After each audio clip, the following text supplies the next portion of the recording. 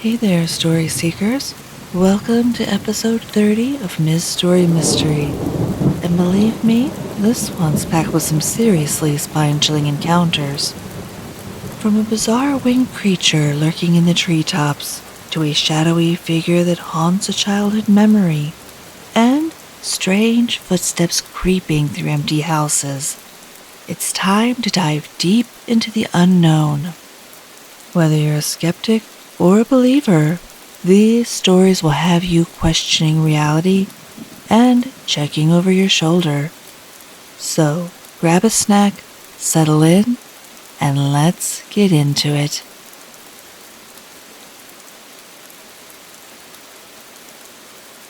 "14 years ago, my friends and I were hanging out outside, eating pizza on top of a friend's car. We were just goofing around when we all noticed something strange. A figure way off in the distance, swinging high in the trees. At first, it looked like a monkey. Now, we live in Georgia, so I joked maybe one of the apes from the local zoo escaped. But something felt off. It was a warm Georgia day, the kind where the air is thick and buzzing with insects. There's a lot of water in the area, so you're used to hearing the constant hum of bugs. But in that moment, everything went still. Dead quiet. It was eerie. The ape stopped swinging, and even though it was far away, we could tell it was watching us. It wasn't just the stillness that bothered me. It was the way this large, black figure started to change. It straightened up, its posture becoming more human, less like a primate. It was unsettling. We all just stood there, frozen, staring. And then it turned around, crouching down. But as it crouched, its shoulder blades grew way bigger than they should have been. They rose up over its head before these massive wings shot out from its back, like something straight out of a nightmare.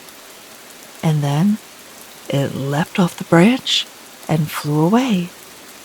Even from that distance, we could tell it was huge. That's when the spell we were under broke. We scrambled back to the car, screaming, terrified. I didn't sleep that night. I couldn't shake the feeling that whatever it was had followed me home, like it was watching me. I know that probably wasn't the case, but I was scared out of my mind. If it had just been me, I might have written it off as a hallucination. But 3 other people saw it too. It's something I'll never forget.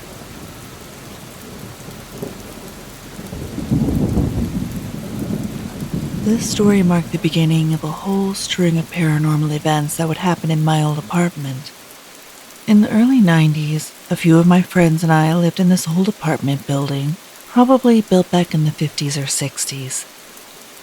One night, a friend and I decided to mess around with a Ouija board. We'd tried it before without much happening, but this time was different. That night, it felt like the planchette was gliding, spelling out these creepy sentences in a really smooth way. We were supposedly talking to some entity that claimed it was in the room with us. Naturally, we were skeptical, so I asked it to give us a sign. Right after I said that, this incredibly loud bang came from the wall directly across from us. Keep in mind, it was just the 2 of us in the living room. One of our roommates was in the shower, and the other was in the back bedroom. The friend was sitting right next to me, and no one was anywhere near the wall where that sound came from. Needless to say, we freaked out and immediately signed off, completely horrified. Later that night, I was about to head into the kitchen when I heard what sounded like cabinets opening and closing. There was no one else in or even near the kitchen. To get there, You had to walk down this hallway, past the living room, and take a right into the kitchen. I was just at the start of the hallway, about to step into the living room, when I heard another slam. Let me tell you, I did not go into the kitchen that night.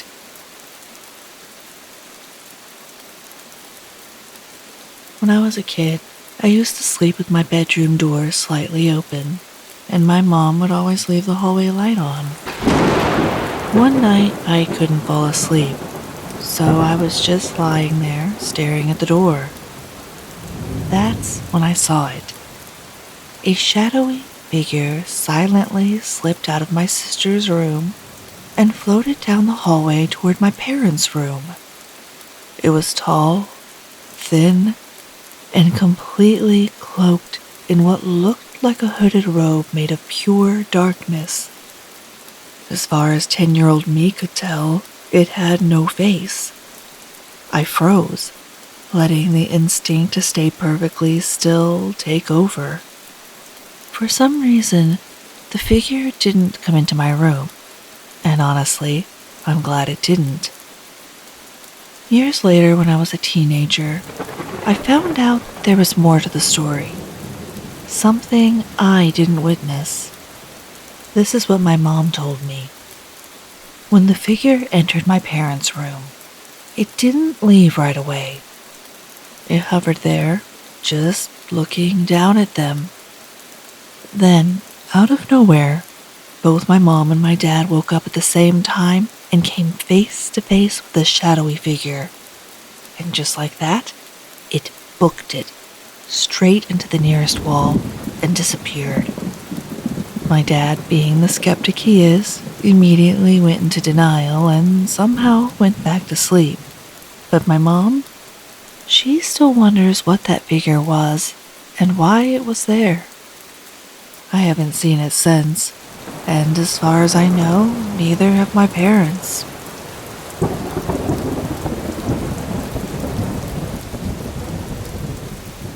I live in a brand new apartment building with my partner. I had just been discharged from the hospital after surgery for a broken arm, and my partner was at work. I was lying on the couch in the living room, scrolling through Reddit, with my 2 cats sleeping next to me. Suddenly, both cats snapped awake at the same time and stared toward the hallway. I looked over and saw this shadowy figure, about 4 feet tall, peeking around the corner at me. I couldn't make out any facial features, but I could clearly see a head, shoulders, and one arm, almost like it was playfully holding the corner for balance. At the time, I was still on painkillers from the surgery, so I just shrugged it off and thought maybe it was a side effect. A few weeks went by, and by then I was off the painkillers, my cast and stitches were removed, and everything was back to normal. Mostly. One night, my partner and I had the night off together, so we ordered takeout and settled in to watch a movie. At one point, I got up to use the restroom, and while I was in there, I heard a quick pitter-patter of footsteps running down the hallway. I thought it was odd, but didn't really think too much of it. When I got back into the living room, my partner asked me why I'd gone into the kitchen and then back into the bathroom. I hadn't. I thought it was him.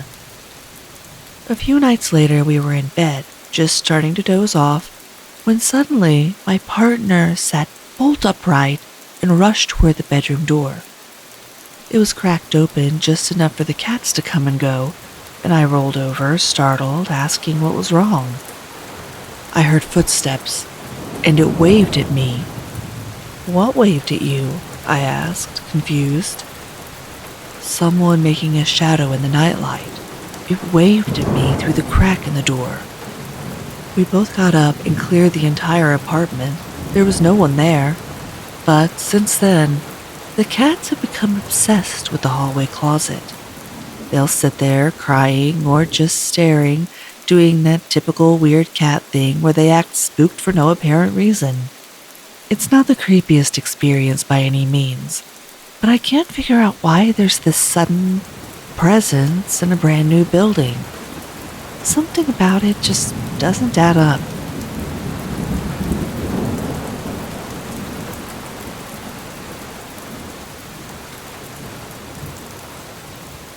I was in my early teens when this happened.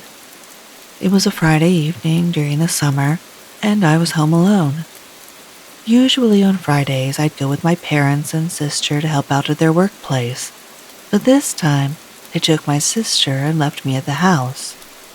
I was in my bedroom playing Minecraft on my old PC with my headset on when suddenly I heard footsteps. It sounded like someone was dragging their feet on the carpet in the living room, which was right next to my bedroom. Even though I had my headphones on, the volume was low, so I heard it loud and clear. I turned my head toward the door, puzzled, thinking maybe my parents had come back to grab something, or maybe my older brother had stopped by. I got up, opened my door, and peeked into the living room. The lights were on, but no one was there. I checked the front and back doors. They were both locked. I looked at the windows, also locked. I even stepped outside to check the driveway, but the front gate was closed and there were no cars.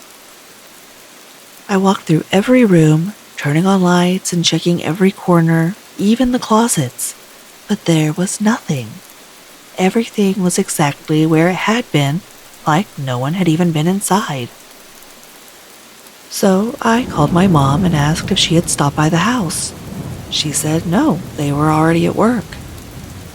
She suggested it might have been my brother, but I told her he hadn't been by either, and I hadn't heard a car pull up. She brushed it off, saying I probably just heard something random, but told me to make sure everything was locked up. After hanging up, I double and triple checked every lock, feeling more creeped out by the second. I went back to my room, locked the door, and left the lights on. I cranked up my headphone volume and tried to distract myself with a game, but I was on edge until my parents got home. Thanks so much for sticking around to the end of this episode. If you enjoyed these stories, don't forget to hit that like button and subscribe so you don't miss any of the spooky content coming your way. I'd love to hear your thoughts, so drop a comment below and tell me which story creeped you out the most. And hey, if you know someone who loves a good scare, share this video with them too. Until next time, stay curious and stay spooky.